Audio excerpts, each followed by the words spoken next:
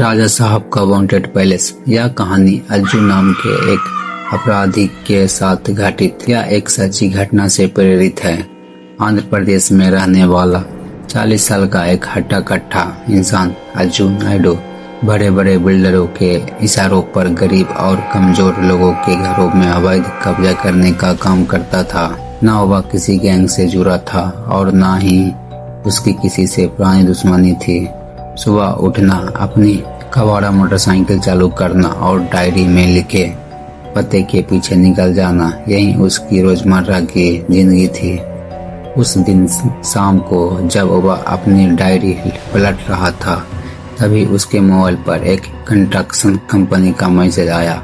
यह संदेश एक बेहद बड़े बिल्डर का था, जिससे पास के छोटे से कस्बे में बने सबसे पुराना राजमहल पर कब्जा चाहिए था। वह बिल्डर इस काम के लिए कितने भी रकम देने को तैयार था। रवि को यह सुनकर लगा जैसे किस्मत ने उसे बड़ा मौका दे दिया हो। अगर उसने वह राजमहल खाली करवा दिया तो फिर उसे छोटे मोटे कब्जों के लिए भटकना नहीं पड़ेगा। लेकिन जैसे ही उसने उस महल का नाम पढ़ा, उसके दिमाग में शहर की सबसे पुरानी डरावनी बातें घूमने लगी।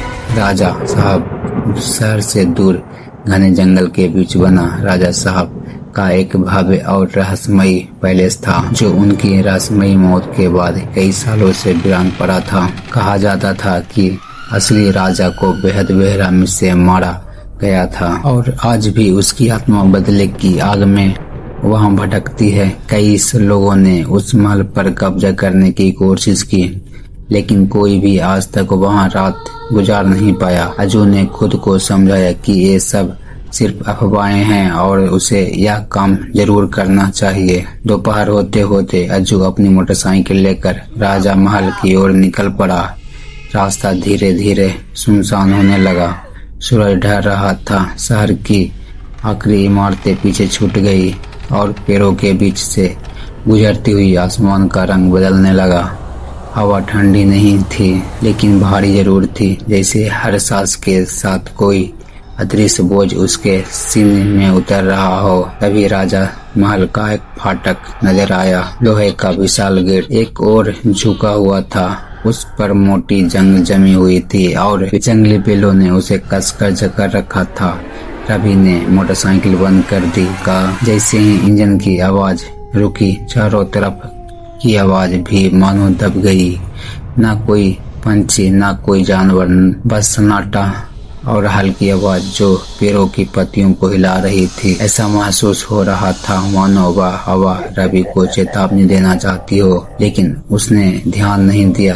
अज्जू ने गेट के अंदर कदम रखा। अंदर का राजा महल और भी डरावना था। ऊंची छतें, लंबी गलियारा और दीवारों पर बनी पुरानी पेंटिंग जिनके रंग मिट चुके थे। कई चित्र के चेहरे घिसे चुके थे। आंखों की जगह सिर्फ काले धब्बे थे, जैसे किसी ने जानबूझकर उन्हें मिटा दिया हो। रवि पेंटिंग को देख ही रहा था कि उसे अचानक महसूस हुआ कि कोई उसे घूर रहा है। उसने आवाज लगाई। उसकी आवाज गलियारों में गूंजकर लौटी, कोई है, यहाँ कोई है। लेकिन वह वैसी नहीं थी जैसे उसने बोली थी। वह धीमी और भारी अजनबी सी लग रही थी, जैसे किसी और के गले से निकली हो।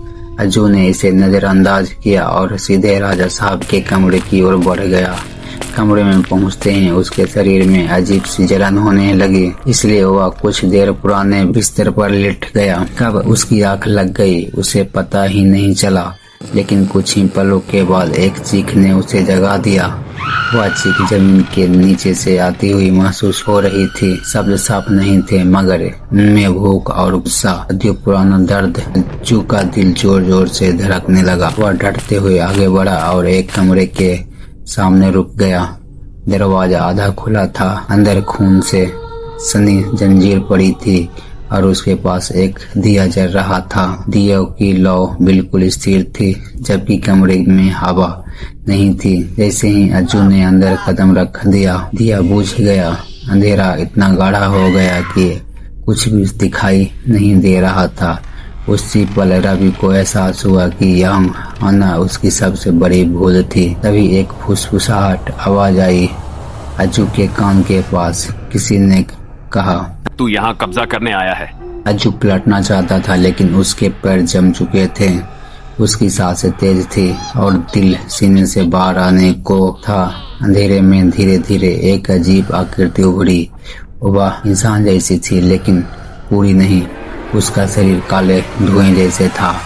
चेहरे पर आंखों की जगह सिर्फ गहरी खाली जगह थी। उसके हाथ में एक पुराना तांत्रिक यंत्र था जिसमें सूखे बाल और छोटी छोटी हड्डियां बांधी हुई थी। फिर उस साय से एक धीमी हंसी आई। धीरे धीरे वह धुआं एक भयानक तांत्रिक का रूप लेने लगा। उसने बताया कि वह भी कभी कर्ज में डूबा था। इस महल के राजा ने उससे हिसाब मांगा था। राजा ने उसके काले तंत्र और बलि के कामों से नाराज होकर उसे राज्य से निकाल दिया था। तभी कमरा बदलने लगा। अज्जू की महल अपने पुराने समय में लौट गया। दीवारों पर रोशनी थी। सामने एक राजा खड़ा था, जंजीरों में बांधा हुआ। वह शांत था लेकिन उसकी आंखों में गहरी शक्ति थी। उसके सामने वही तांत्रिक खड़ा था जिसके चेहरे नफरत से भरा था।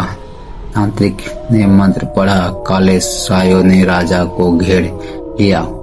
राजा साहब की हत्या कर दी। खून जमीन पर गिरा और बलि पूरा हुआ। यह देखकर अज्जू चीख उठा। तभी तांत्रिक की आवाज आई। अज्जू की सांसें भारी हो गई। सीने में तेज दर्द उठा। अचानक वहां से तभी एक शांति लेकिन भारी आवाज गूंजी। राजा साहब की आत्मा सामने थी। उसके चेहरे पर खून नहीं सिर्फ दुख था। राजा ने कहा कि इस घर में और खून नहीं बहेगा। तांत्रिक चीखा लेकिन राजा की आकृति विशाल हो गई। मंत्र दब गए। दीवार कांपी। अंधेरा चिल्लाने लगा। जो जमीन पर गिर पड़ा। राजा का साया सामने खड़ा था। वह भी भयानक लग रहा था। हड्डियां दिख रही थी। आंखें अंधेरी थी। रवि कांपते हुए बोला। राजा ने गुस्से में उसे हमेशा के लिए महल छोड़ने का हुक्म दिया। रवि अज्जू डर के मारे बेहोश हो गया। खुली सुबह हो चुकी थी। महल वैसे ही अंधार था, इसे कुछ हुआ ही नहीं हो। अज्जू बिना पीछे देखे भाग गया। उसने बिल्डर को मना कर दिया। अब से राजा महल खाली है। लोग आज भी कहते हैं रात में वह महल जाग जाता है। आपको क्या लगता है? कमेंट करके जरूर बताएं।